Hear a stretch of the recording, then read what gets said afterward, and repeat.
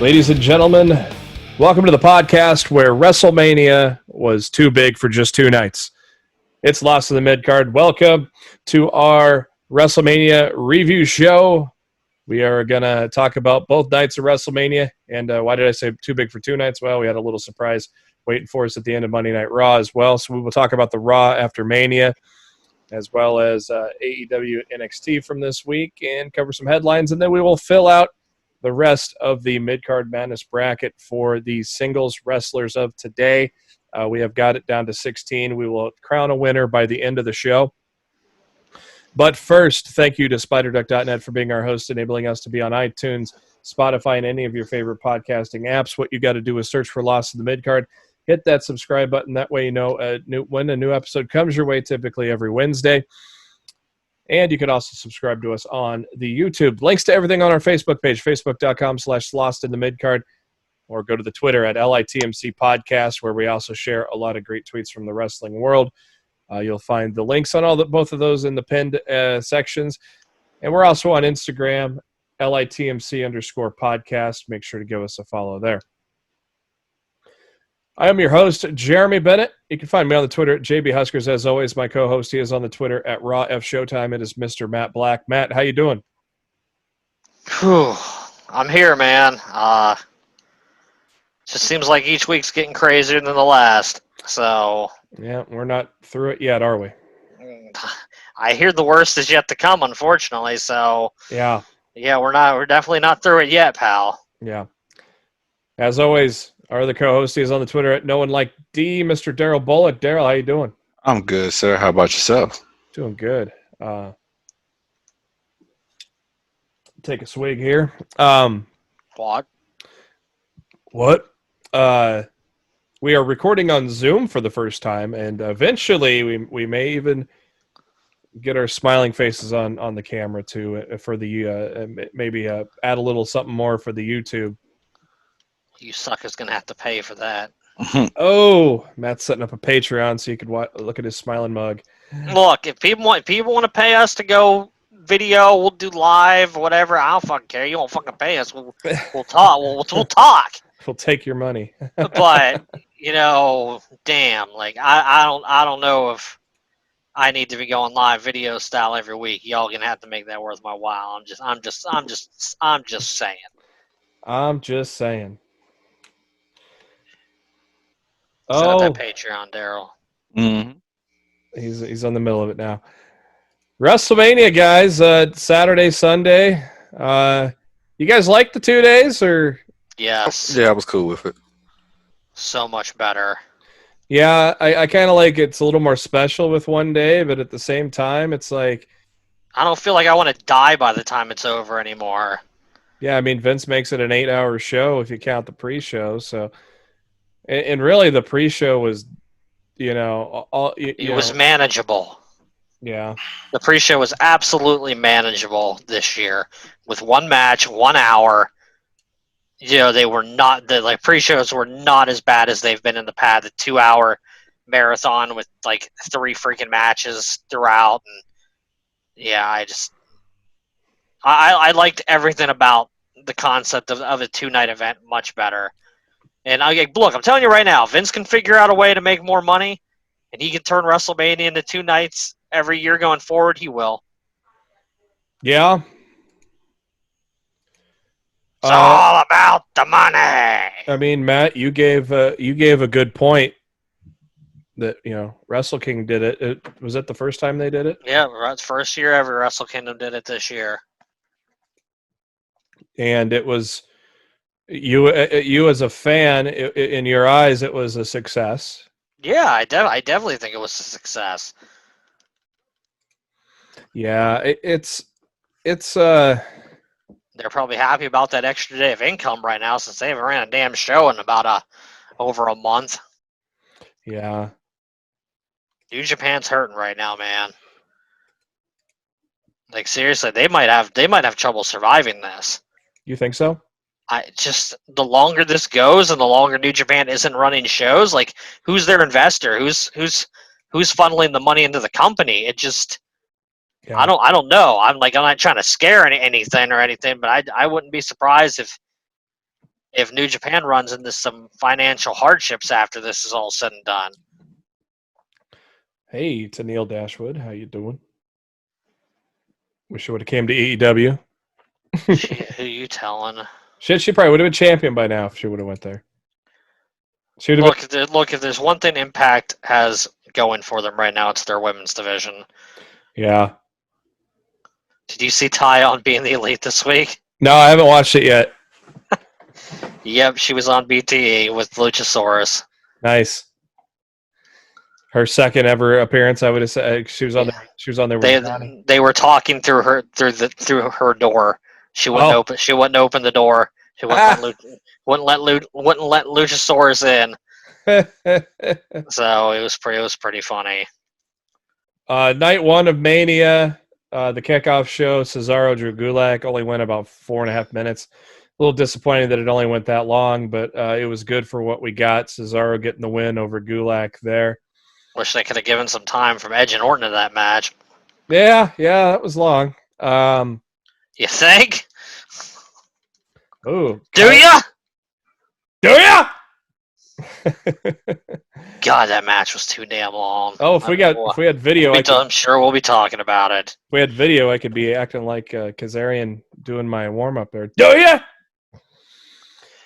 Look, we can do some ridiculously entertaining shit on video if people really want that. People need to let us know if that's something they actually want. Rob Gronkowski introduced us to night one of WrestleMania. Women's Tag Championships. Kabuki Warriors taking on Bliss and Cross. Pretty damn good match to kick off WrestleMania, wasn't it, gentlemen? It was all right.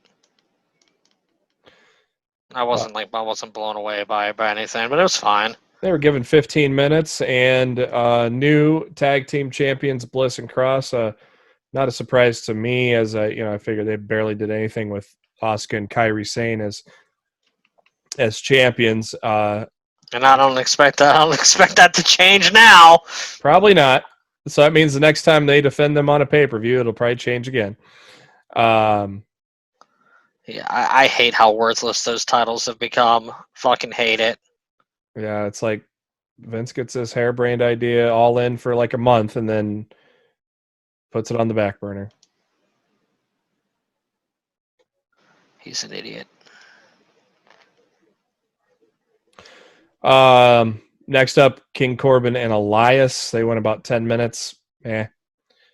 Elias gets the win. Not much to write home about on that one. I really didn't even think this match was going to happen. Yeah. I really thought this was going to be Gronk wrestling Corbin, in like a 30-second mow down. So I'm really just surprised more than anything that this match actually happened. Is right now the triple threat on Impact? The North's coming to the ring right now on my TV. Okay. Yep, I just got the North on mine. So, damn, Tessa's getting that main event spot every week on Impact. No surprise considering they, made history making her the champ. Becky Lynch driving her truck that we've seen the past couple weeks out for her match with Shayna Baszler. What the hell happened in this match, guys?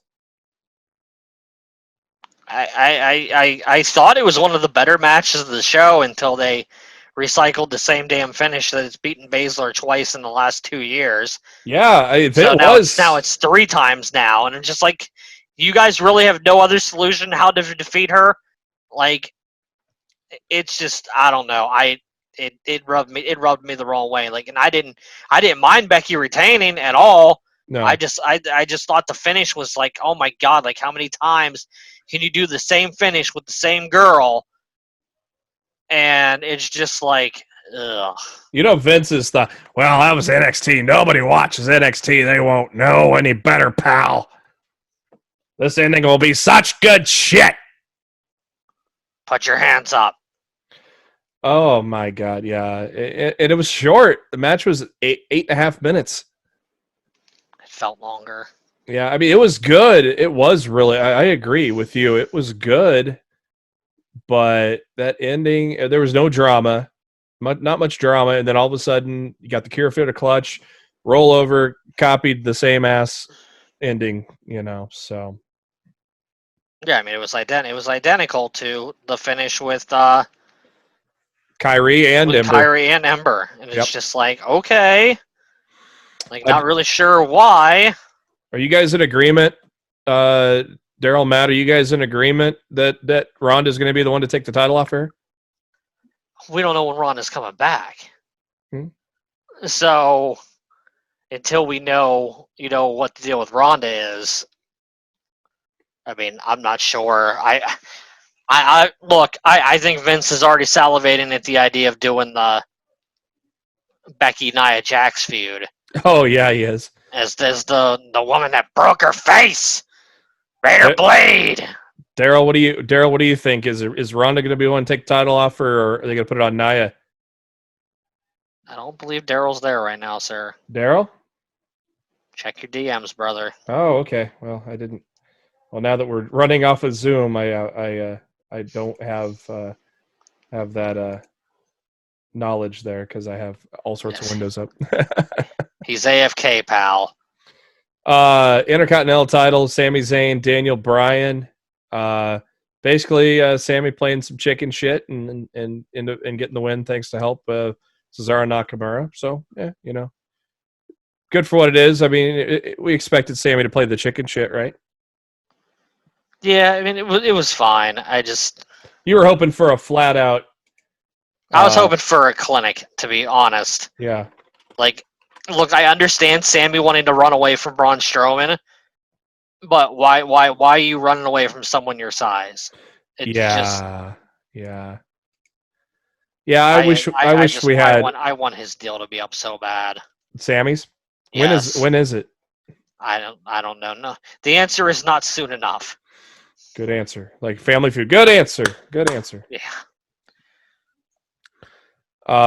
Next up is the tag team title ladder match: Morrison, Jimmy Uso, Kofi. As we had speculated, it had not been announced yet, but we speculated last week that that's how they were going to go. And boy, these guys announced it on the fucking bump. The bump, and the bump comes out on Wednesdays, like in the morning before we. Yeah, but they were doing live bumps on the weekend of WrestleMania, and they announced it on like Saturday afternoon at like 2:00 on the bump. Like, oh yeah, by the way, Miz got hurt in that altercation on SmackDown. Oh my god, it's so funny. You said live bumps, and I'm thinking like bump of cocaine. So WWE's got live bumps this week. That's how Vince stays up all night, pal. Oh, give me another bump. We need to, if we go video, we need to do the old Bruce Pritchard heads on a stick. I don't own any heads on a stick. Brother. I don't either, but we should steal his gimmick every time we talk Vince. Hey, pal. Of course, we might end up talking Vince the whole podcast if we had those. So maybe that's not a good idea. Yeah, my voice would give out. Yeah, and now I talk all 8 hours of the day for my new job. So, yeah. So I don't know, man. Next up, let's go to that ladder match, man. Them guys put their asses on the line and gave us a hell of a match, didn't they? I thought the ladder match was dope. I really liked the finish. All three guys playing tug of war with the I guess the metal bracket is probably the best way to put it. The metal bracket that the titles are held on when they're up above the ring. And I really liked how it ended with Kofi and Jimmy headbutting John, knocked him off the ladder, but John held on to the title. So I thought that was a real unique way to end that match. I really enjoyed that, and those guys put their asses on the line with nobody to get an instant reaction from. Yeah. That's not easy to do, is it? No, absolutely not. So it's it's really cool that what they did for us to entertain us, and John Morrison, of course, retains for himself in the Miz. And then we got more crazy with Kevin Owens and Seth Rollins beating the holy shit out of each other. But then Rollins hits Owens with a ring bell to cause a disqualification. Owens says, "Hey, those weren't the actions of a god; those were the actions of a little bitch." And he wanted to finish this for once and for all. No DQ, no rules. Rollins says, "I'm game." So they beat the shit out of each other some more, and Owens probably gave us the best moment of WrestleMania, jumping off that fucking WrestleMania sign. How cool was that, Matt? Did you hear what his original idea was? Oh God, no! What is it? His original idea that he was going to jump off the pirate ship Oh wow! at the stadium. Where the pirate ship, would that have been, like on the ramp Like, or? no, like in the pirate ship that's on it's in the end zone. Oh shit! Yeah, like that was his original plan. As he was jumping off of that. Oh! So he improvised. Did you like how this played out? Disqualification, restart, and everything like that? Yeah, I thought it was fine. I thought to me it was one of my favorite like overall matches of the weekend. Me too. So I thought they both did really great. I love the build up that they had going into it, and then going forward, they delivered on the match, and as Tessa Blanchard can't do a spot of knocking a guy over the top rope, so let's redo it. Well, it is a bigger guy though, so maybe it's not that easy. That's more on the guy though, right? Yeah, I always think that if your opponent doesn't flip over when you're clotheslining them over the top rope, that's on them. That's not on you. It shouldn't be your job to be impactful enough to send them over there, because you'd think they'd want to topple over at their own pace or speed. Yeah, where they can control themselves landing. Yeah, exactly. You don't really want someone to knock you over that way. No. Yeah. So next up is a segment with Mojo Rawley, Rob Gronkowski. R-Truth showed up with the 24/7 title. Gronk knocks Truth down, but Mojo shoved Gronk out of the way and pinned Truth for the 24/7 title. And it was pretty obvious that Gronk was going to win it in night 2, and he did later on. That was really obvious how that was going to get set up. Yeah, if anybody didn't see this coming, you're Vince's favorite type of fan. What'd you think of Goldberg Strowman? Awful. It was spear, jack, power slam, and that was it. Yeah, I didn't like it at all.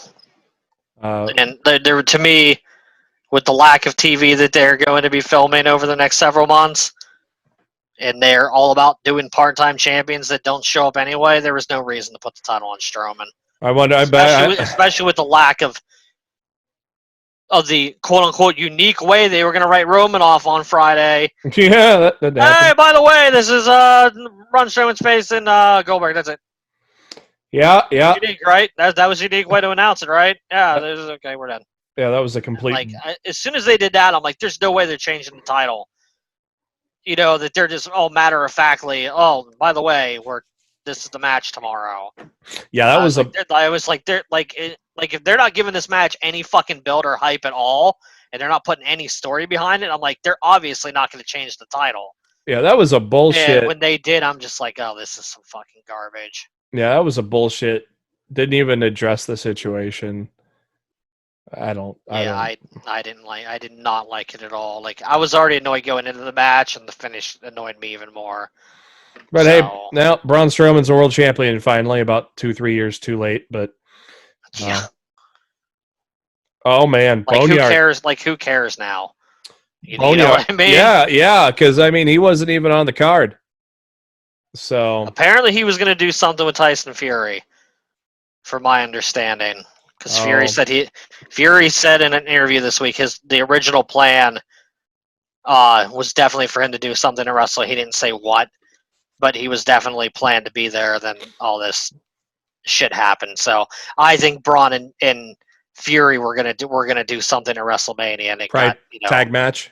canceled. Yeah, probably. Yeah. Probably against Cesaro and Nakamura Yeah, that or makes sense. or something like that. That makes sense considering Strowman had been feuding with those guys. Yeah, The Boneyard match is next. Oh my amazing. god! Oh my god! First off, AJ Styles comes out in a hearse in the coffin. That was great. I mean, I thought that was just going to be Taker for some reason or something. I don't know. I don't know what I wasn't expecting AJ to pop up with that smile, and that was just great. I loved it. Undertaker coming out to Halo on Fire, I think, or Now That We're Dead. Now That We're Dead. Yeah, Now That We're Dead off their latest album, Hardwired to Self-Destruct. And Undertaker coming out all badass like. I liked Undertaker's look too with the vest and everything. He looked good. Yeah, he was full on American badass. Yeah, and he looked good, looked in shape. It just looked, and then we got to the fight, and the brawl. Undertaker busting his arm through the car window, getting all cut up. You hear that took almost 9 hours to film? Jesus, 9 hours? Yeah, apparently it took between 8 and 9 hours. Wow. To film that match. They started at like 8 or 9 o'clock on. Man, I'm trying to remember what day I heard. I think they filmed on like March 26th or something, and it was like a Wednesday night or something. And they started filming like 8 or 9 o'clock, and they finished up at like 5 a.m. that morning. Wow. I appreciate the entertainment, WWE. Oh my god! Yeah, for a 20-minute match. Anderson and Gallows, Druids. I was shocked that Undertaker didn't get any help, but he didn't need it, did he?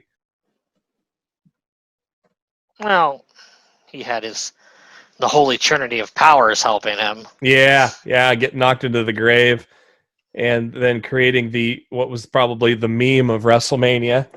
Undertaker standing behind AJ in the tractor. I've seen that meme several times already. And gotta love memes, pal. It was just something else. The battle on the roof and everything about it was great. The shit talking was great from both ends of it.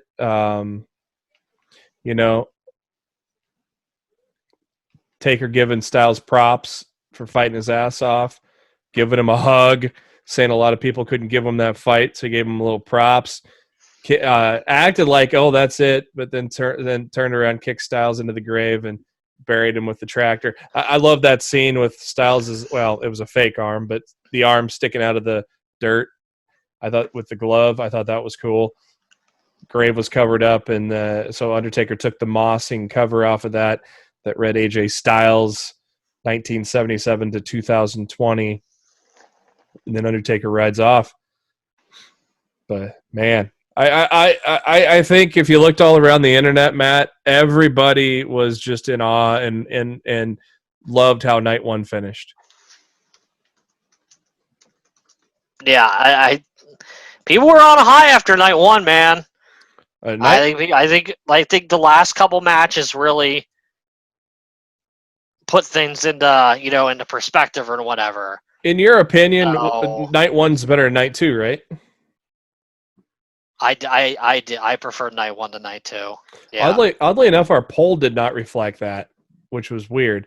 Night one on our poll, 34% gave it an A, 53% gave it a B, only 3.8% gave it a C, and 7.7% gave it a D or F. So almost 90% of the voters gave it an A or B, but a majority a B. But then you flip over to night two, even more gave it an A or B. 94% of the voters gave it an A or B. Nobody gave it a C, and only 4.5% only a couple people gave it a D or F.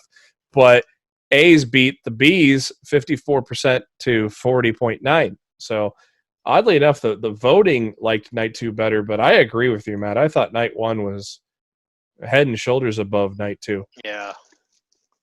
Yeah, night two left me a little disappointed, to be honest. But it is what it is. Night 2 kickoff show had Natalia Liv Morgan. Liv Morgan getting a big win over a former champion. So she gets the big win at WrestleMania. Then next up, NXT Championship. This was probably the match of night 2. Rhea Ripley, Charlotte Flair. I love the psychology working on the leg. These women put on a hell of a match, Matt. Do you agree? Yeah, and the finish makes a hell of a lot more sense now. Yeah. knowing what came out today. Yep. Yeah, I was very much questioning the finish on Sunday. I'm like, well, are you really that scared of AEW? You need to bring both Finn Balor and Charlotte Flair back to NXT. But I think they kind of almost booked themselves into a corner and didn't have much of a choice. Yeah, I thought maybe I was looking at it with Charlotte winning. I looked at it as, well, it's going to elevate who takes it from her next. I thought maybe Bianca at the time. Little did I know that she was getting called up. I just thought it would elevate somebody better by taking that title off of Charlotte. Then we find out that Rhea Ripley's work visa expired and she had to go back to Australia. Who knows? I'll get more in depth into it in the headlines, but I mean, I'm not shitting you when I say who knows when she'll be able to come back. Yeah, because I'm sure that's the last worry of the government right now is to be working out people's work visas. By God, Tessa with an RKO. And I'm sure that's probably why it didn't get worked out originally, because I bet you if everything right now was business as usual, I bet you they could have gotten that fixed. Mm-hmm. But unfortunately, we are not in, normal times. Not by far, my friend. Yeah. Aleister Black, Bobby Lashley, not bad. Not a bad match. I mean, it was like your typical solid Raw match, and it was kind of paint by numbers. You expected Lashley to work on Black most of the way, and then Black comes back, hits the Black mass, and knocks out Lashley. A lot of people thinking Lana and Lashley breaking up. Well, they certainly teased that at WrestleMania and on Raw the next night. So yeah. And good. That was a nice move by the North there on Tessa. That storyline could die a quick death as far as I'm concerned. Which one, the Lana Bobby? Yes. Yeah. I don't think I've ran into a fan that was not getting tired of that shit. Dude, I was tired of it before they got to before they even reached its quote unquote conclusion on television. Now it just canceled out and move on. For some, next up, Dolph Ziggler Otis, hell of a story that had been told. But then Michael Cole said this is one of the most personal matches in WrestleMania history. I had to laugh at. Seriously, I mean, I know Vince loves hyperbole, but this was not the most personal match in WrestleMania Look, history. you can say what you want, but if you look at the WWE on YouTube broke a record over the weekend of the quickest video to ever get to 1 million views. Yeah. Then it was the post-match interview with Otis and Mandy. Yeah. After their match. Hey, I'm not saying the story was tremendous. It seems like a lot of people cared and a lot of people agreed. But is it the most personal? Is it the most personal match in WrestleMania history though? Sure, why not? Okay, Vince lover. But fuck off. How about Mandy's outfit? Woo! That was I liked what Mandy was wearing there, man. I mean, I don't think I ever hate what Mandy's wearing. I was gonna say, well, how is this something new? Obviously, Sonya was trying to get in. We didn't talk about this because this all came out on Friday Night SmackDown, but the hacker, which has to be Ali with all the ring of lights and shit. That's got to be Ali. Revealed all this stuff, which I thought it was a cool reveal on SmackDown, Matt. I thought it was cool. I liked how they edited everything in order and broke it all down. I thought that was real cool. And Otis getting the win after about 8 minutes. So it wasn't the greatest match, but it was a great story. It was great to see Ziggler in a singles match finally at WrestleMania. Otis getting a big win. Picking up Mandy, getting the kiss. Everybody loved it except JBL. But hey, fuck JBL, right? Yeah. I'd rather like Cole do commentary by himself. Yeah. A trained ape probably do better than JBL, And I don't care what he thinks because he blocked me on Twitter because I supported Morrow and not even added him. That's how much of a... He's a little vanity searching bitch. And that's how he blocks everybody. And JBL wasn't even my tweet, so he was vanity searching Morrow and blocking people when he blocked me. That's even more pathetic. He's a douche. Matt, how would Santino say that? I don't know. How would Santino say it? Oh, I thought you've always said that in the podcast. He's a douche.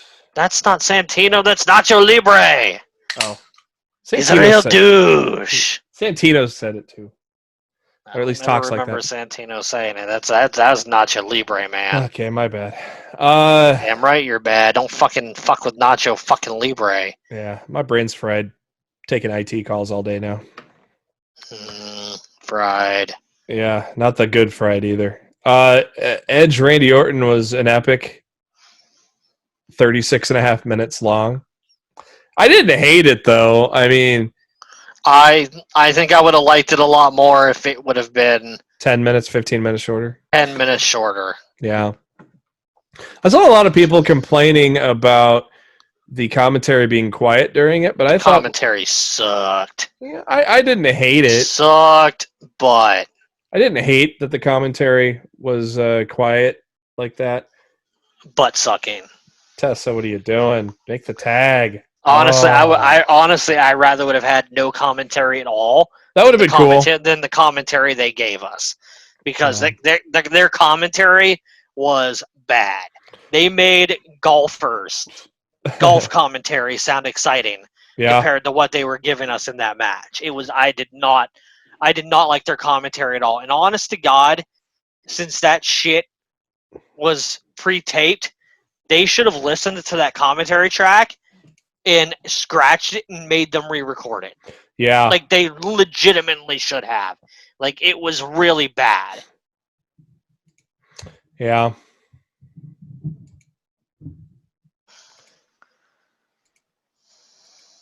Got a good tour of the Performance Center, though.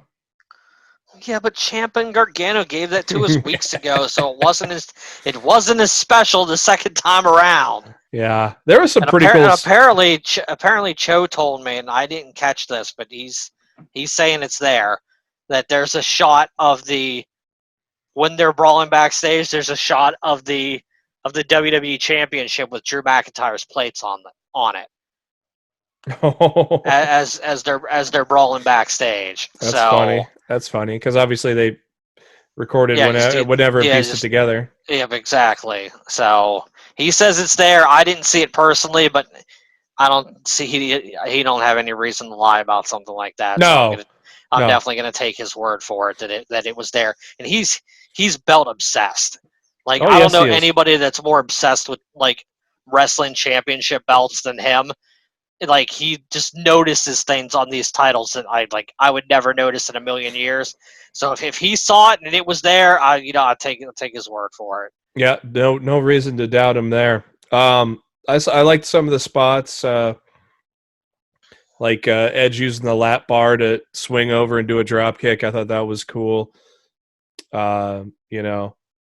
What the hell is a chain link fence doing on the ceiling of the conference room? I don't know, but that was kind of cool when he hung on it. It's a design choice. And he hung on that to do an elbow drop. And then he climbed the ladder up to this upper shelf and jumped off it. And I like that Beth Phoenix tweeted out, "No more ladders, huh?" He responded and said, "Sorry, question mark." Yeah, he's in the doghouse. It was cool. Edge at the end, man, telling the referee not to fucking count. I thought that was cool, so he could give the concerto. I love the emotion with Edge at the end. I thought that was well done. Time aside of how long it was, I thought the ending was very, very good, very fitting for the feud. Do you agree? Yeah, I don't know if it's over though, but I guess we'll find out. Wow, you don't think it's over, huh? Nothing is over. Over. Yeah. I don't know, man. You don't think it's over? That's interesting. Look. Let me put it this way: I would like it to be over, but I'm not sure that it's over. The Captain Obvious moment after that, Mojo Rawley Rob Gronkowski defeating Mojo Rawley for the 24/7 title, and he left the building. So then we got Titus World Slide as our host. Why do we need a new host with 3 matches left? I don't know, but he gave us the great reaction after the Firefly Funhouse match. That's exactly why we needed him. Yep. for that alone, that's what he was there for.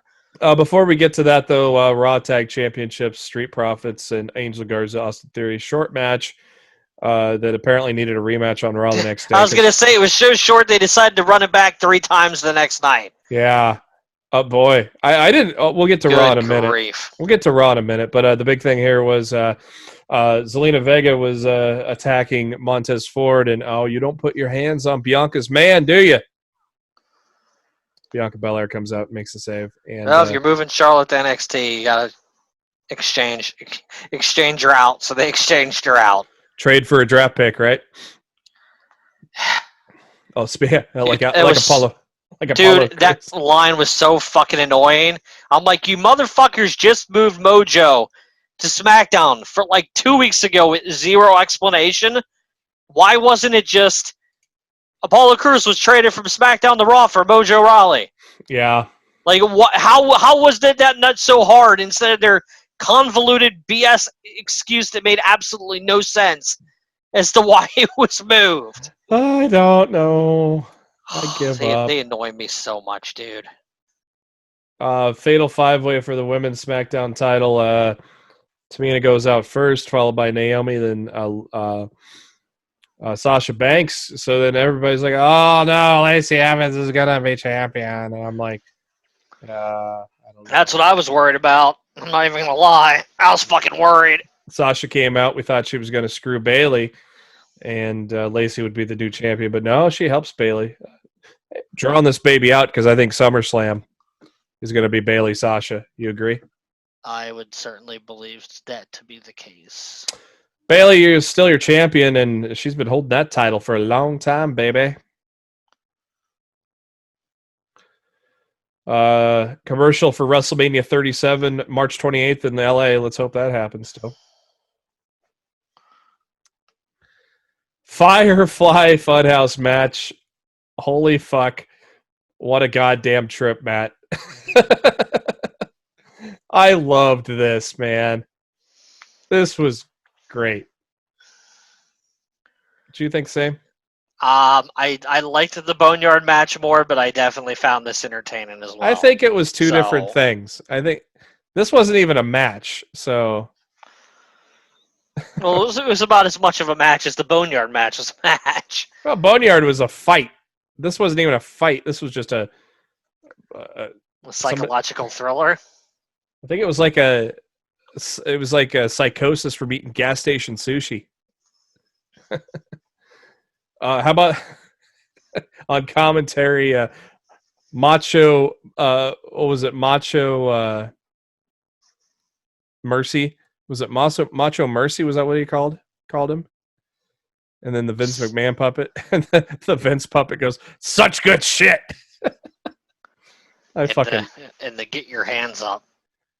What's the get your hands up? Which Bully Ray explained it on Busted Open this week. Yeah. He said that there were times when he was in the ring and he's in the corner and someone's hitting him, and he had to hear from the referee, Vince says, "Get your hands up." Oh. And he said it happened all the damn time. So he said that the fact that line was in the thing, he said, popped him huge. Ah. So we did the replay of Kurt Angle Ruthless Aggression. Wyatt singing the Bella theme song.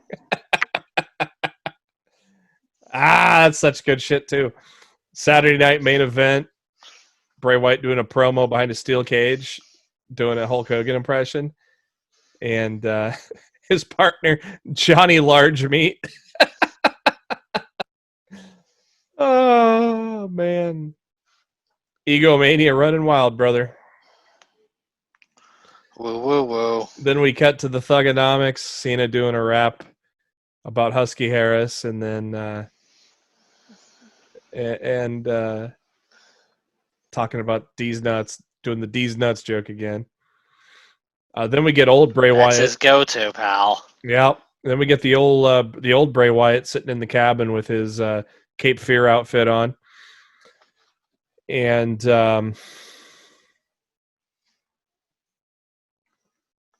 then after that it turned to NWO. I guess that was kind of Cena turning heel type of deal, like Hogan turning heel. But Well, yeah, it was like what could have been if Cena would have turned heel. accepted the idea that everybody wanted him to turn heel instead of playing it safe and doing what he did throughout his entire career. That's where we got the "it's such good shit" from commentary, and they didn't bleep it. That was even better. I think we still would have popped as much if they bleeped it or not bleeped it. But hey, then we're in the ring. I wouldn't have popped as hard if they would have beeped it. Yeah, I love that they didn't bleep it. And then we go to present day in the ring. Fiend giving the mandible claw, and then Sister Abigail and get the pin. I mean, so that was fun. I loved it. It was nothing. It was different than the Boneyard match. It was its own thing, and I thought it was fucking just great. Then Lesnar, Drew McIntyre went 4.5 minutes. So this was just like Goldberg Strowman, F5, F5, F5, Claymore, right? I liked it better than Goldberg and Strowman, but yeah, it was pretty much just still the same paint by numbers design as the other match was. Yeah, I liked the kick out at 1 on the F5, then another F5 kick out at 2. I liked that kind of progression in it, and there was more emotion. I think having Heyman there was a little bit helped it out a little bit more. I would have liked a longer match, but hey, fuck it. You know, Drew's champion, so we're happy, right? You know, we would have had more time if Edge and Orton wouldn't have taken 40 fucking minutes. So true. I'm just being a smart ass. I know everything was pre-taped, but True. you know. Well, this went over 3 hours. It went longer than night one. So yeah, it went till like almost 10:30. As night one was over by 10. Yeah, it was weird. Night 1 ended right on the top of the hour, and night 2 had a little overrun. The Raw after Mania, obviously, I guess. I mean, this isn't really a Raw after Mania, but so they're probably. Would you think WWE's keeping surprises for when we get crowds again? I honestly don't know. I feel like it's come and gone now. So, and I don't really think they have any surprises in their back pocket anyway. Yeah. Yeah, it's weird because like with Bianca, they already let that surprise out at Mania. So the surprise was Nia Jax. Deal with it. Liv Morgan Asuka was good though, wasn't it? Yeah, it was a good match. I saw a lot of people on Twitter praising Liv after the match. Asuka, I think Asuka. I don't know. I would have not. I'm torn. I think it would have been cool to see Liv get the win after beating Natty at Mania. I agree. But at the same time, jobbing Asuka again when she's been booked so shitty anyways. So it's kind of a catch-22 in my book. I still think it would have been a good idea. I think it would have been a good idea to push her and maybe have her get some wins and then have yourself a title match with Becky on a Raw, you know, if you're still, I don't know. What's WWE even planning? I mean, Florida doesn't have they can record in Florida, so it's still businesses they've been doing, right? Yeah, I don't know, man. I ain't got a clue. Okay. To me, it sounds like it's still going to be business as usual. and they may actually go live with recording. I don't know. Maybe it might be in their best interest just to put a month in the can, but That's my understanding. They're gonna tape. They're gonna tape this week all the way up to Money in the Bank, from what I understand. So that's probably the best plan of action. Are they taping Money in the Bank too, or no? I don't know. No, then not this week anyway. Okay. But I hear they're taping 2 Money in the Bank this week. They cut That's Raw, SmackDown, NXT, 205 Live, all of it. Yep. They cut to Shayna Baszler after Mania, repeating the thrill of victory, agony of defeat, and she promised Lynch the agony of her defeat. So it sounds like she's not through with Lynch yet. I'm not finished with you. They showed a commercial for the WWE 24 documentary on Edge. Let's do a sidebar, talk about that. That was probably the best 24 ever. Yeah, it was really fucking good. It was so crazy. It was not supposed to be about his comeback. It was supposed to be his life after wrestling. And then all of a sudden, all this new shit comes to light. A little Lebowski quote. All this new shit comes to light. And now we've got ourselves. It's a comeback documentary. It's like, holy shit. And it was so good, man. If watch it if you haven't. Don't say AEW. Yeah, he didn't say that. He said another company. A competing company. Talk to me. Man, that was so good. What'd you like about? I liked how he had the secret ring, and brought in and trained with Beth, and then brought in Dash Wilder. Yeah, I liked the whole documentary. I thought it was fantastic. I didn't realize him and Dash he got Dash's break. Yeah, I didn't know that either.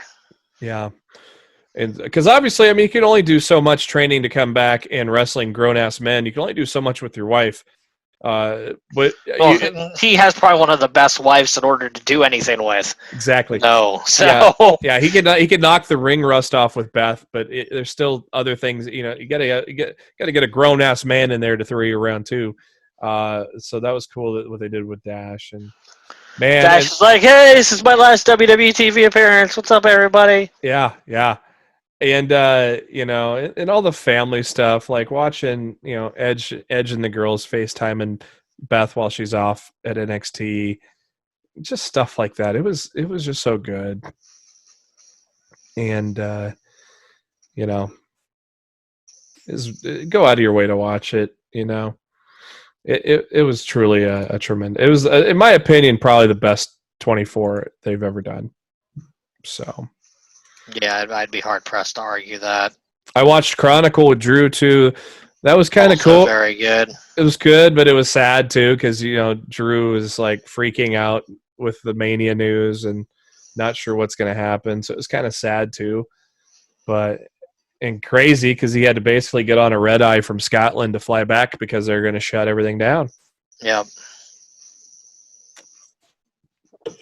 So yeah, we had to replay of the Raw Tag Team Championships. Street Profits, Angel Garza, Austin Theory, which was better, I think, than the WrestleMania match, but it ended in DQ. And hold on, playa. We get Bianca Belair coming out and challenging Zelina Vega. So then that turned into a one-on-one match between the ladies, which ended in a double DQ. Then Teddy Long came out and said, we're going to have a 6-person tag match, playa. And so that ate up a lot of time, didn't it, Matt?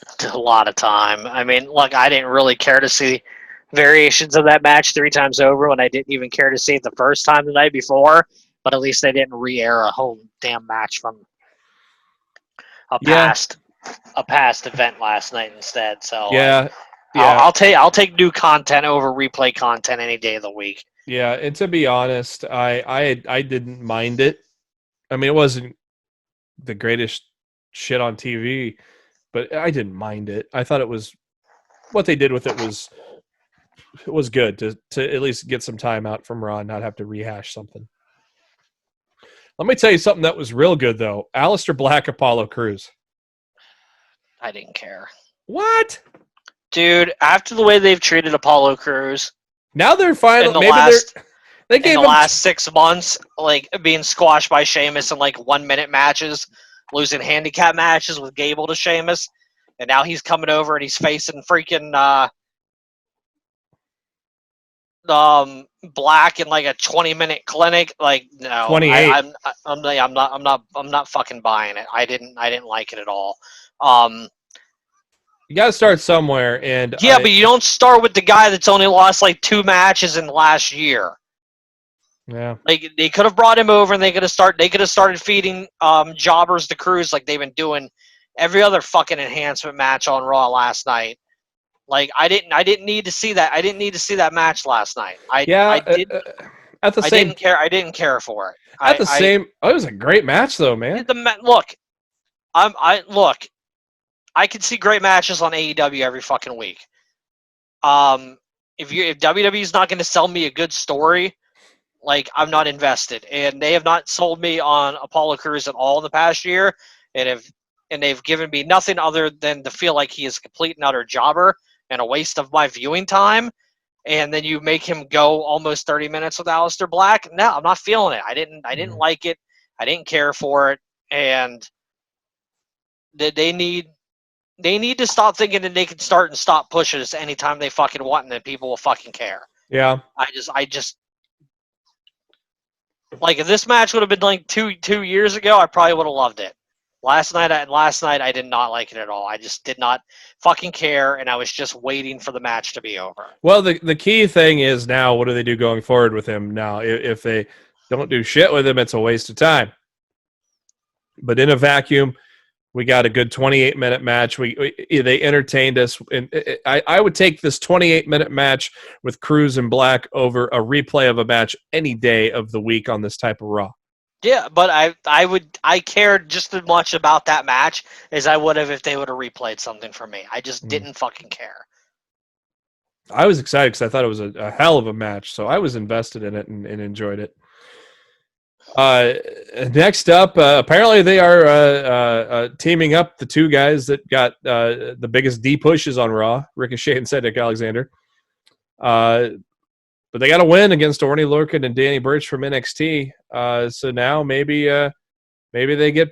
I would love a Ricochet Cedric versus Street Profits tag title match, man. I mean, I guess it's possible. Kevin Owens cutting a promo after his match with Rollins. I thought it was real good. A little parking garage promo.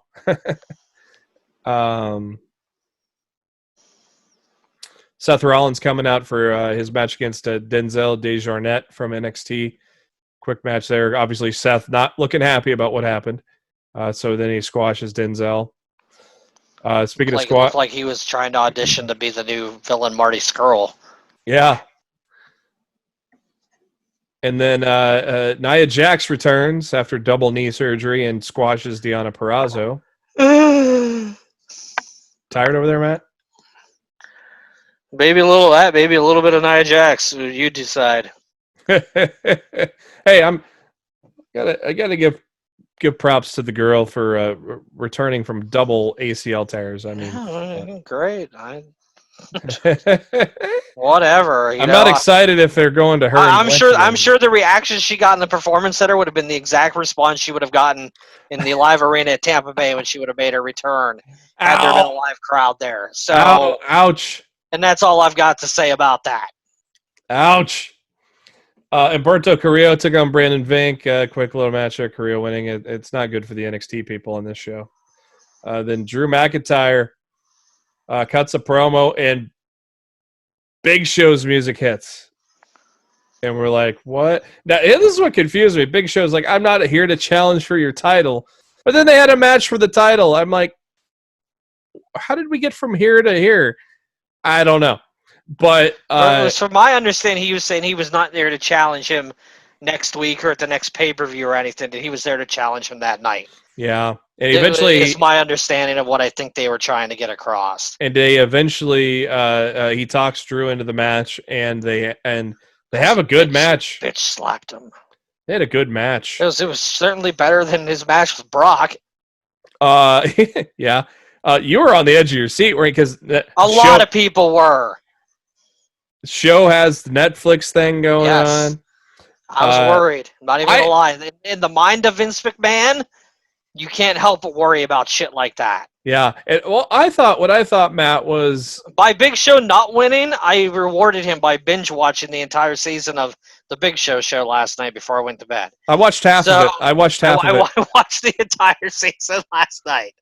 So Some of the actors are shit, but Big Show is fucking great in it. it's a funny, cute show, and it's in this era of time right now, people could use a show like that. It's Full House cheesy, family comedy. Absolutely. But I loved it. Full House back in the day, and I've enjoyed what I've watched of Fuller House too. Him and Jaleel White. Jaleel White, of course, played Urkel on Family. Him and Jaleel White are good together too, aren't they? I was very upset that he did not use the "Did I do that" line. Did I do that? At any point when he got the fucking juice drink all over himself? Yeah. Oh yeah. I'm waiting for it. Give it to me. Give it to me. And they didn't do it. I'm like, you bastards. That was a perfect time to do it when that smart perfect time. Big Show is tremendous in this, isn't he? Yeah, he's good. Like, I've always known the dude's funny because I remember his stint on SNL. Yeah. And he was so great on that. Why didn't they ever take advantage of this more? I wasn't a fan of his wife at first, but she's getting better as the show goes. Some of the characters I did not like in the first episode or two. They're once you get to episode 4, they kind of get better. So I think a lot of characters in the show find their groove as the season progresses. Yeah, the acting on like episode 1 for some of those characters, it was shit. But Big Show is a consistent, good, hilarious. The little girl is great. Yeah, JJ. Yeah, she's fucking funny. And she has a great line in the final episode that I won't give away, but yeah, I'm gonna probably knock the next 4 out tonight. Yeah, it's pretty good. I hope they pick it up for another season. I heard it was trending in the top 10 Netflix shows today. I'd like to think that's a good sign since everybody's home and everybody's using Netflix right now. Yeah. So for it to trend in the top 10, says to me like maybe people the show want has that a future. People want that bubbly, happy stuff right now. With all the shit going on. We could fucking use it, man. It was I haven't gotten to Mark Henry yet. I guess Mark Henry's in season 1. Yeah, there's an episode with Mark Henry, Mick Foley, and Rikishi. There is a verbal agreement for Stone Cold Steve Austin to appear in season 2. I bet you Austin only agreed because he thought there wouldn't be a season 2. What? I'm just saying, Austin, prove me wrong, pal. What? But yeah, the only real wrestling appearances are from Henry, Foley, and Rikishi, and they're all in the same episode. So which one is it out of the 8? Do you remember? Episode 6, maybe. Okay. Cool. I think I'm gonna knock all 4 out tonight. Anyways, it's either 5. It was either 5 or 6. Yeah. So I'm thinking it was 6.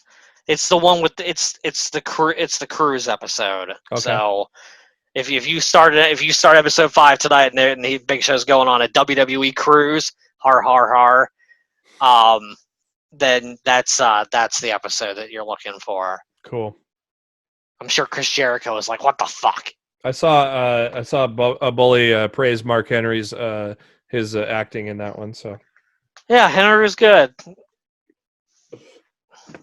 That's funny. They do mention Mick Foley quite a few times. But yeah, I enjoyed it. So nice little segue there. Big show.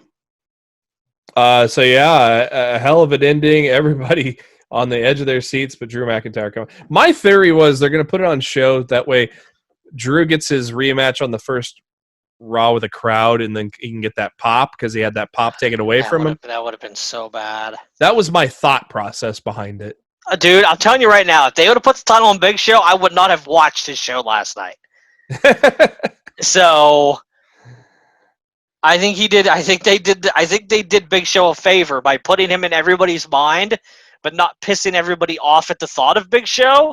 So I think they did right by him last night. Yeah, Yeah. NXT, we had Dream and Fish as Cole put out that challenge there. They had a good match there. Dexter Loomis, I'm a fan. Matt's not quite yet, but I'm a fan Not of even this. a little bit. I'm a fan of it. I like to see where it goes. He destroyed Jake Atlas. A lot of people are high on Jake Atlas, so curious to see where he goes. And then we had a second chance gauntlet match to determine the final spot in the ladder match.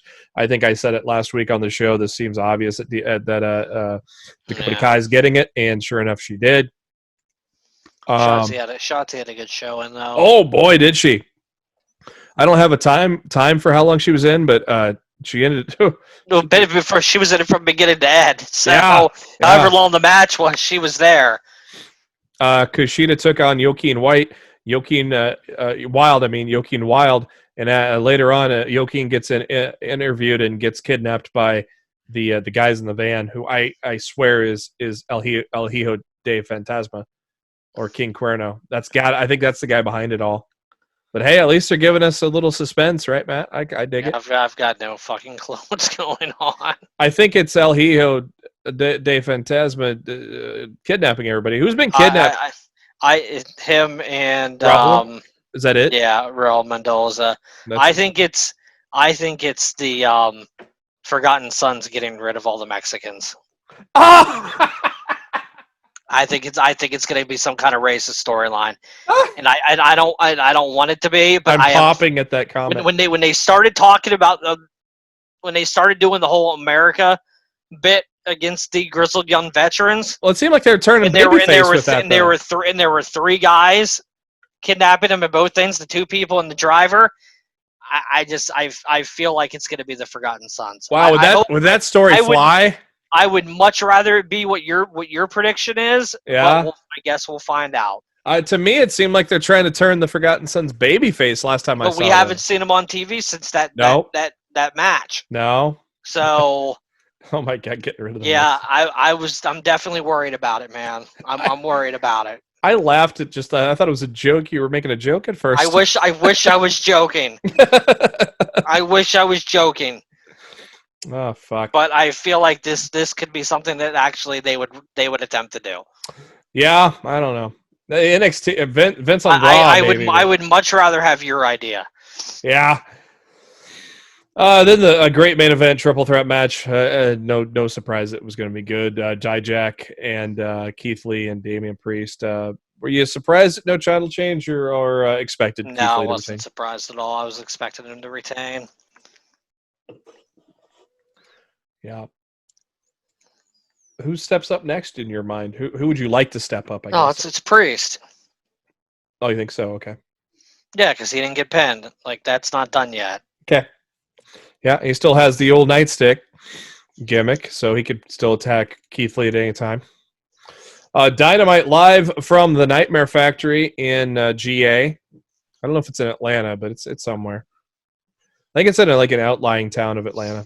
In an undisclosed location. I like the setup though, Matt. Yeah, it looked good, man. Looked good first.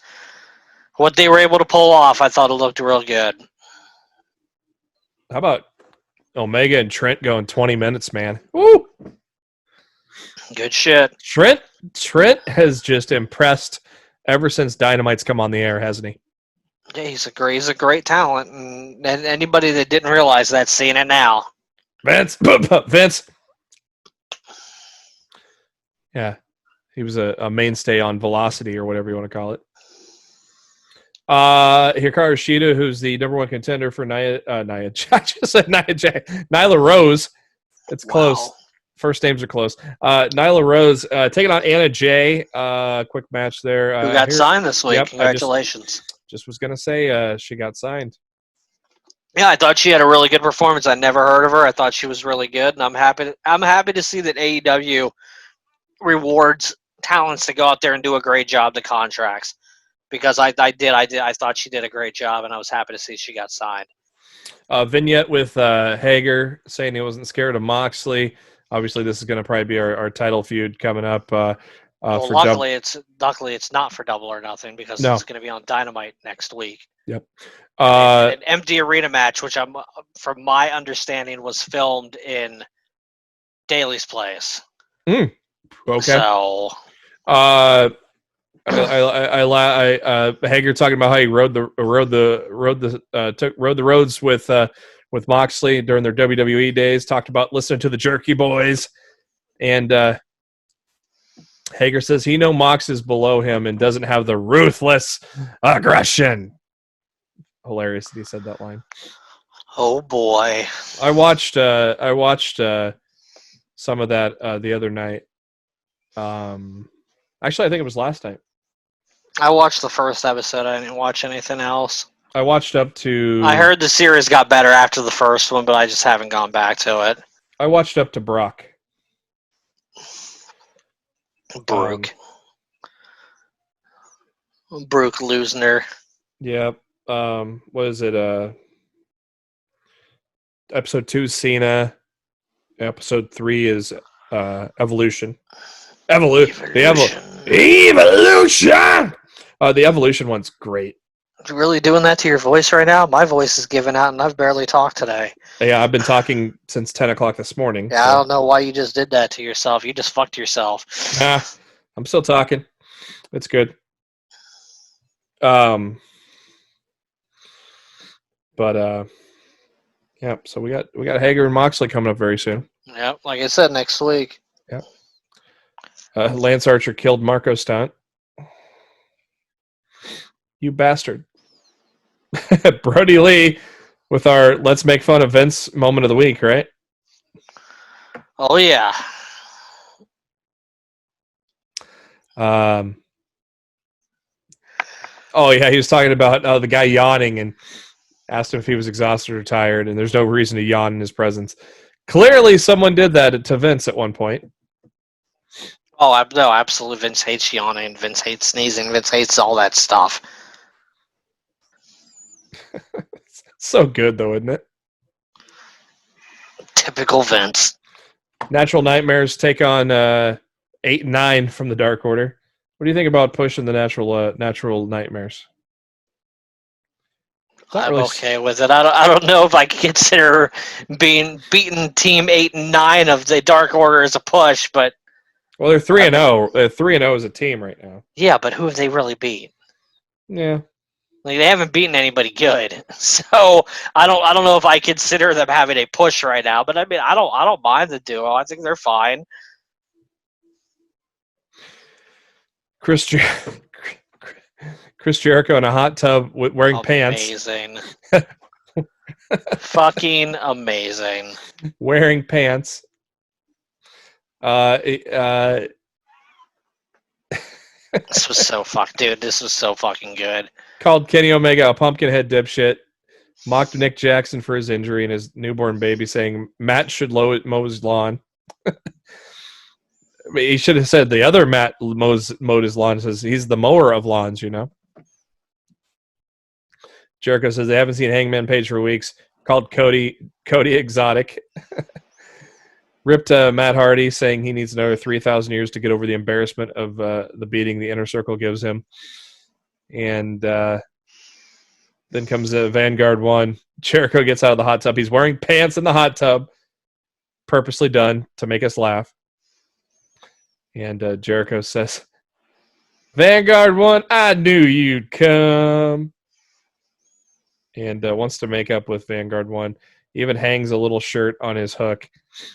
And Vanguard 1 leaves, and Jericho says, release the hounds. And all of his dogs, big and small, come out. I loved that. It was amazing. That turned into a great GIF that I have saved of release the hounds, and here comes even the little chihuahua. And he goes, that little bastard stole my shirt. I'm still wondering why Jericho's in a hot tub with pants on, man. They show Nick and Matt at home. Set up a ring on the tennis court, kind of getting Nick back into shape. Did you notice the one-liner that they could return to later? No. Nick mentioning that he didn't see who attacked him. Yeah. They can easily go back and have that be Hangman. Just saying, they left that open. by him saying he didn't know who attacked him, they could go back and revisit that later.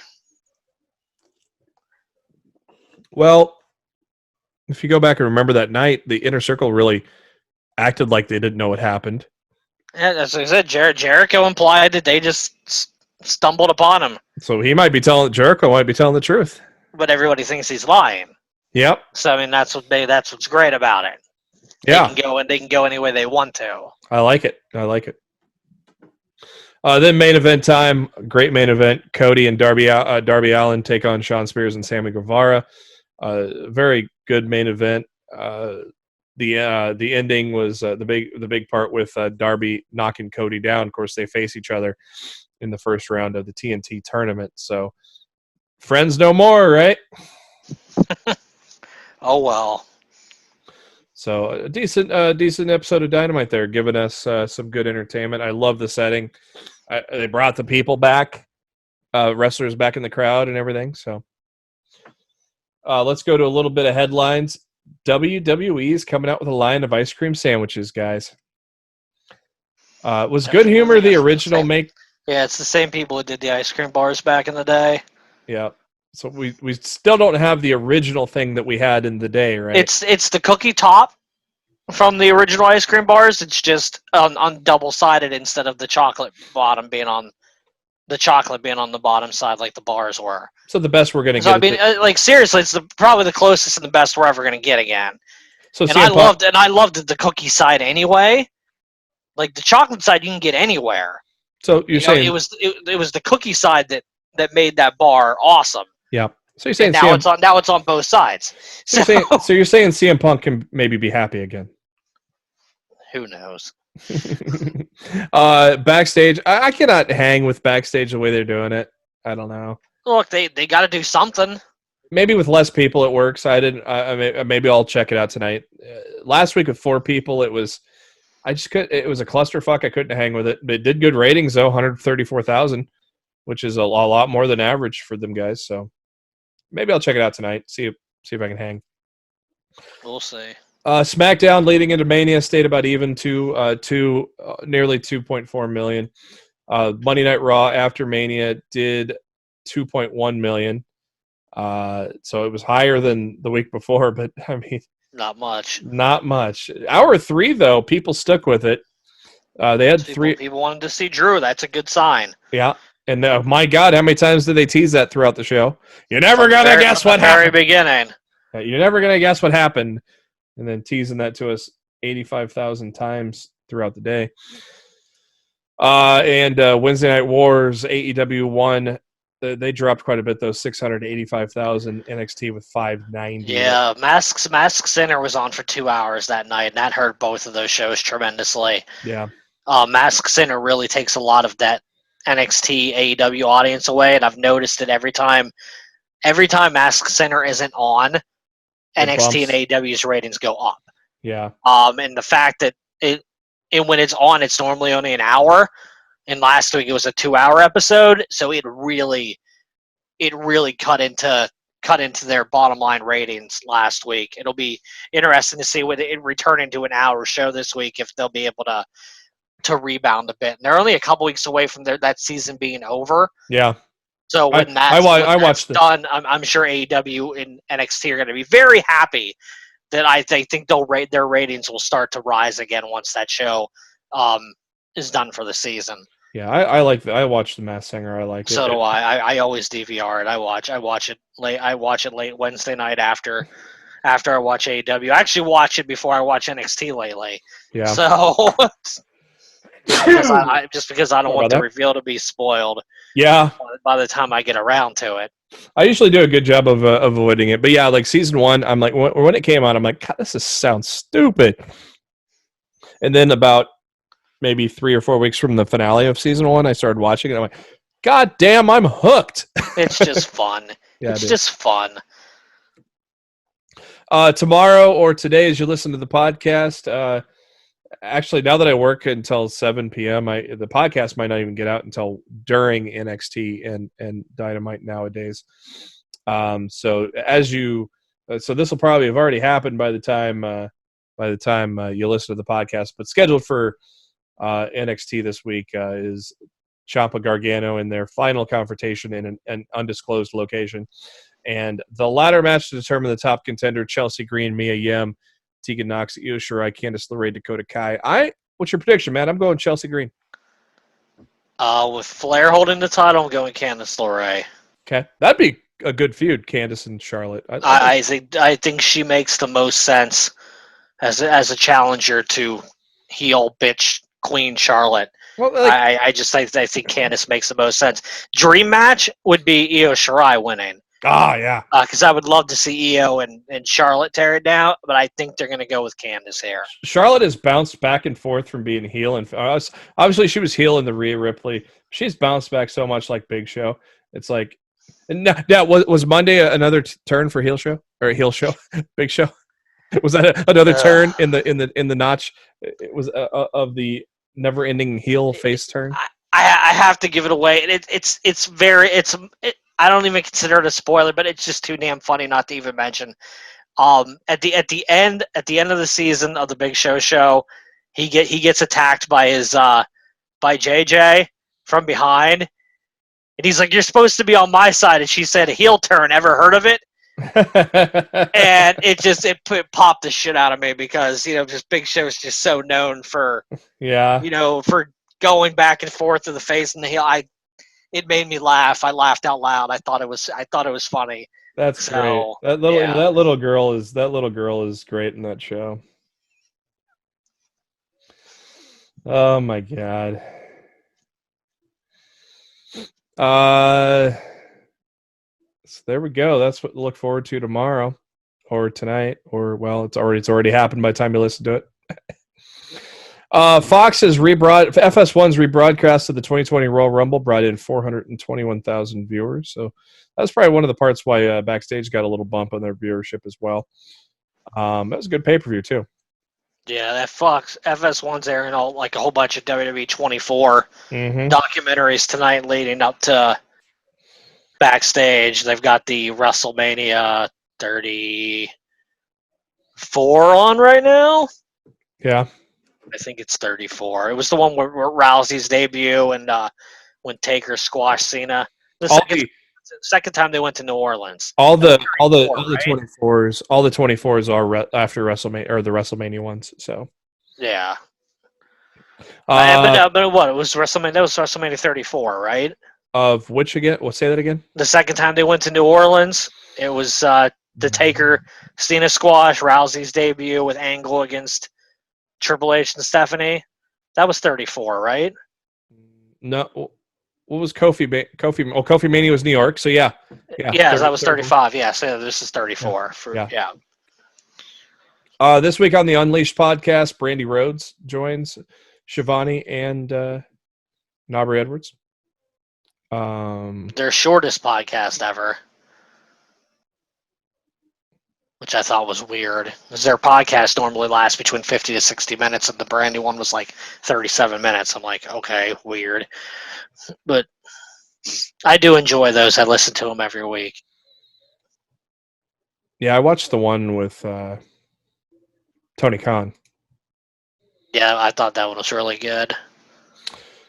For some reason, Teddy Hart released from jail, and I guess if you make Bond, you can do that. But Teddy Hart released from jail. His court date pushed back now to June 10th. Dude should have been kept in jail. Yeah, he's good. Yeah, boy, yeah. Place your bets if he's going to get arrested again. He's definitely going to get locked up. And the Van Hammer legal update: his case has been pushed back to April 30th. High Spots, I think this is still going on. I don't have a end date on this, but highspots.com running a 50% off all DVDs and video downloads. So some good indie wrestling out on there. DVD, High Spots sells Battle of Los Angeles. So support indie wrestling right now if you can. Yeah, so that's a good thing there. Go to highspots.com. I'm going to go right now just to see if that's – yep, it's still going on. So I just went to High Spots itself. It is still going on. Hell, you can even buy your own ring apron right now if you want, because they sell wrestling rings and everything else that goes with it. High Spots does. This week's Fusion Television loser leaves MLW match. MJF and Mance Warner. Well, you know who's going to lose that. As MJF is wrapping up his MLW career. The Rock's Jungle Cruise video movie with Emily Blunt has been officially pushed back. It's a new Disney film he's going to be in. It's going to be pushed back to July 21st of next year now. WWE Network News is reporting that a brand new Broken Skull Sessions is going to air next Sunday with Ric Flair. That'll be good. I love the Broken Skull Sessions. It's kind of like the Stone Cold podcast things, but kind of more of a laid back. That they're both drinking type of deal. You know, I enjoy them. I really like the Taker one. I don't think I've seen the Big Show one yet, though. But have you seen them all, Matt? I think I've seen all of them but the Big Show one. I've seen the Kane. I saw the Kane one. Yeah, I haven't seen the Big Show one yet. WWE sold WrestleMania 36 chairs. They are sold out of them now. So now they'll be marked up on eBay for too much money. We already mentioned Drew, the Great Chronicle there. So go ahead and check that out.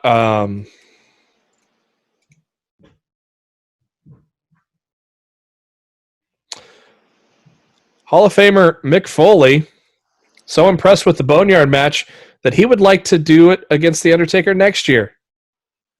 I think... Yeah, I'd like to think he was kidding. I don't know. Yeah. I really want to believe that he was kidding. Yeah, I don't know.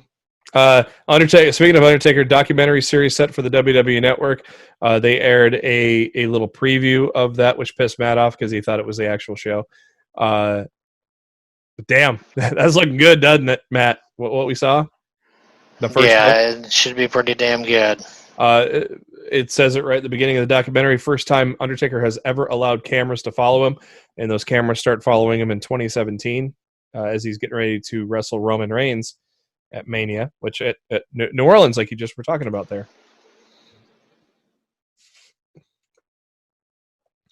Jeff Hardy's court appearance as we continue the court section of Lost in the Midcard for his driving while impaired in October 2019. That has been pushed back to May 11th now. I think a lot of it due to the coronavirus. Quibi. You've probably heard a lot about Quibi lately. It's a new app channel type of deal where they have original content and the episodes are only like 10 minutes long. And WWE's got an episode or a show on Quibi, Fight Like a Girl, that'll officially launch on Monday. Right now, Quibi, which is spelled QIBI, is available. They are giving a free 90-day trial to everybody. And then after that, I think it's $5 or $6 a month. But it's going to be original shows. I know there's a Judge show with Christy Teigen, John Legend's wife. I don't know why, but there is. But I guess there's some original content there. I don't know why. I don't know if it's good or not. I haven't seen any reviews yet, but check it out maybe if you want. Because, hey, it's free for 90 days right now. So, as we've been talking about a lot, the Big Show is now streaming on Netflix. 8 episodes out now. Not sure when the other 2 come out. It says part 1 on... they shot 10 episodes, so I don't know what's going on there. Because if you go to Netflix, it says part 1. So, well, they shot 10 episodes. That's weird. Yeah, You'd think they'd split it in half if they shot, more episodes. That's kind of odd. Yeah, I don't know if they did more episodes or maybe they're greenlighting a part 2. Like it's Ms. and Mrs. There's going to be a part 2 to season 1 later that they haven't filmed yet. I mean, Netflix does that a lot, and they normally film them all in the can, and then they just, release them in chunks. Yeah. So, yeah, I don't know. I'm definitely, I would welcome more if they decide to put it out there. Yeah, I mean, it's a great show. It's funny. Some of the acting sucked at first, but it's really kind of gelling for me now after 4 episodes. I love Jaleel White, old Urkel in there with him and Big Show together. Hilarious. Big Show is just doing a tremendous job acting, being funny, everything. Big Show is got to be applauded. I got a good story about how this came about coming up later in the headlines. Drew McIntyre was on Golic and Wingo, which is on ESPN Radio every weekday morning, as well as on ESPN The Deuce, and to discuss his win over Brock Lesnar at WrestleMania 36. Kind of went back about talking about how with WrestleMania being changed, stuff you can see in Chronicle. When the 3 count happened, Drew, you can see all the emotion of the journey he's been through. Drew mentioned they're not supposed to look at the camera and break the fourth wall, but he did it anyways. I don't blame him to say thank you to his fans because he had nowhere else to look. So I think it was great that he looked in the camera and said thank you to the fans. And he noted that talked about the precautions on a closed set at the Performance Center, noted they have closed set minimum personnel. He said those people are the unsung heroes of the WWE. There were doctors at the door as they entered one at a time, following CDC protocols. He goes, given how little people worked the show, it's amazing how they made it as big as it was and made it as safe as they could for the talent. So kind of looking through other things in the interview. He mentioned the Firefly Funhouse and the Boneyard match and said it was way outside the box type of thinking, but good to explore those type of options.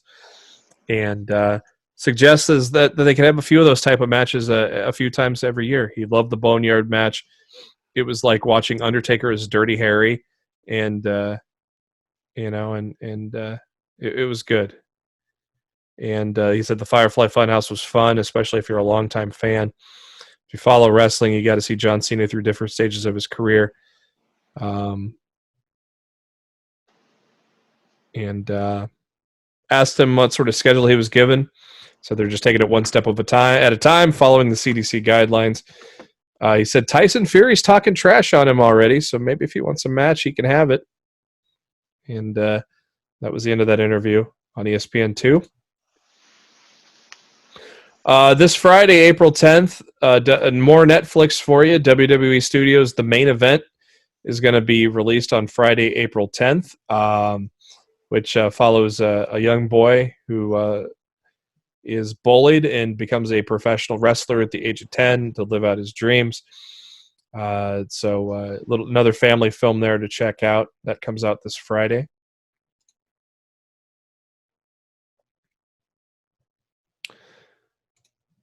Michael Cole gets promoted with a new corporate title of Vice President of Announcing. I didn't know that was a title, Matt. Hey, good for him. Yep. So he gets to oversee the hiring, mentoring, and producing of announcing talents. And I don't know. I've heard he's kind of a dick, trickled down from Vince. He's not. He's a dick himself too. So good luck working for him, right? Yeah.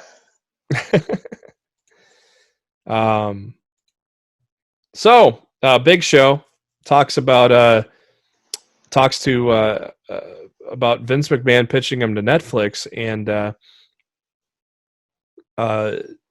first overall talking about the Big Show, he goes, to be honest, I'm very humbled, super grateful. This is an opportunity I've driven to the powers that be for years. Well over 10 years, I've been driving Vince nuts about I need a family comedy. I can do this. I am funny. It shows my best characteristic points that I don't get a show in WWE TV. My personality can come through more.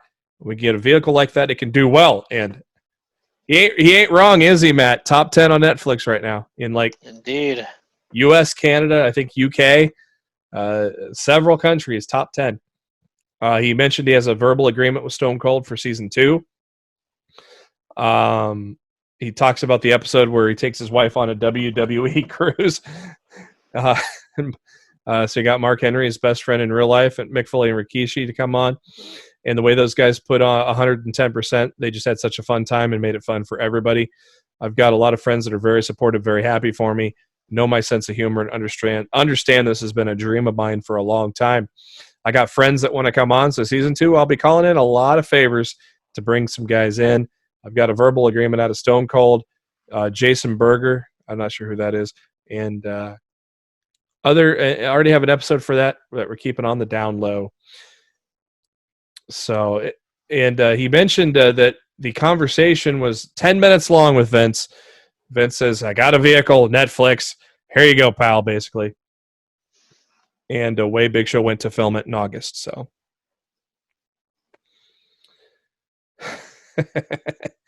Dark Side of the Ring this week, debuting tonight, April 7th on Vice TV. Brawl for All. Oh boy. Oh, was that a shit show? Basically, correct me if I'm wrong, Matt. It was a boxing tournament, and the winner of the tournament got to face Butterbean, and that went. Of course, Well, that was done afterwards. Oh, okay. The So it Butterbean thing wasn't original. It wasn't the original plan. Okay. But yeah, it was a shoot boxing tournament. Mm-hmm.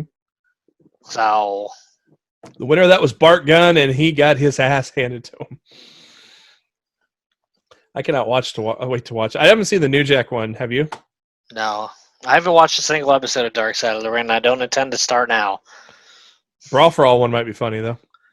It might be actually entertaining. I don't really know how that could be considered a Dark Side of the Ring. Yeah, we'll find out. Maybe that might be something I might actually sit down and watch because I don't have a desire to watch the dark and depressing shit right now, especially in this world's climate. I just have no interest in watching it. Yeah, and it's been on Vice has been putting it on YouTube as well for free. So, Andre the Giant biography is going to be released next week. The 8th Wonder of the World will be released on April 14th. And so, little biography there from a man that lived quite the life at only 46 years old.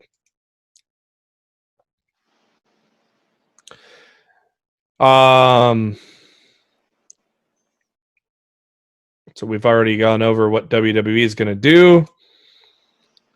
We already covered Rhea Ripley not coming back anytime soon.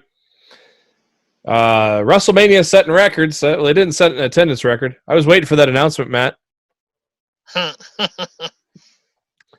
Of course, they pat their backs on Raw, saying it was the most social event in WWE history with 14 million mentions over all the social platforms.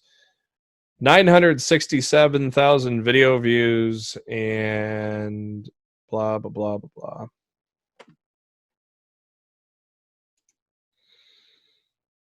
blah. The upcoming Undertaker limited series on the network was filmed from 2017 to 2020, documenting Undertaker from WrestleMania 33 weekend to current day.